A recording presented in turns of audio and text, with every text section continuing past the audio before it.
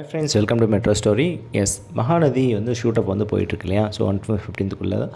So ஹரிபரியான ஷூட்டுக்கு நடுவில் வந்து day night shoot வந்து வீட்டில் வந்து எடுத்த மாதிரி சொன்னாங்க. பட் வீட்டில் வந்து ஷூட்டப் கிடைக்காதனால பட் வெளியே தான் கார் ஷூட் அந்த மாதிரி தான் வந்து போயிட்டுருக்கு இல்லையா? ஸோ அதுக்கு நடுவில் மண்டபம் வந்து கேதர் பண்ணி நம்ம சுவாமி அந்த தாத்தா சித்தப்பா எல்லாரையும் பார்த்தோம்.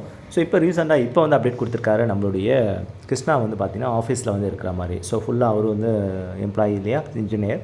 ஸோ ஆஃபீஸ் ட்ராக்கில் வந்து அவங்களுக்கு இன்றைக்கி ஷூட்டப் வந்து அந்த லொக்கேஷனில் போயிட்டுருக்க மாதிரி அவர் வந்து இமேஜ் கொடுத்துருக்காரு.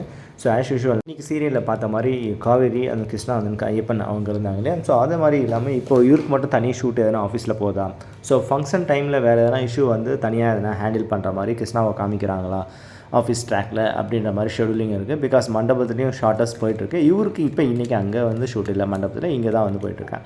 ஒருவேளை மண்டப ஷூட்டர்ஸ் வந்து ஃபெஸ்டிவல் ஷூட்டை வந்து முடிஞ்சிருச்சா, அடுத்து அப்கமிங் வந்துட்டாங்களா அப்படின்றது தான். ஸோ எது எப்படியோ முன்னாடி பின்னாடி எடுத்தாலும் நம்மளுடைய டைரக்டர் வந்து என்ன பண்ணுவார்னா, அவர் எந்த இடத்துல எடிட்டிங் ஒர்க் போய்க்கு மீதி எந்தெந்த சீனை ஜாயின் பண்ணுமோ அதை கோஆர்டினேட் பண்ணுவார். சில விஷயங்கள் இந்த மாதிரி சீன்ஸ் கூட ஸ்க்ரீனில் வராமல் கூட இருக்குது, நமக்கே தெரியும். ஸோ பிடிஎஸில் வராத சீன்லாம் நிறையவே இருந்திருக்கு. விஜய் சீனே நிறைய கட் பண்ணியிருக்காரு. ஸோ இவங்க சீன்லாம் சொல்லவே வேணாம் அவருக்கு.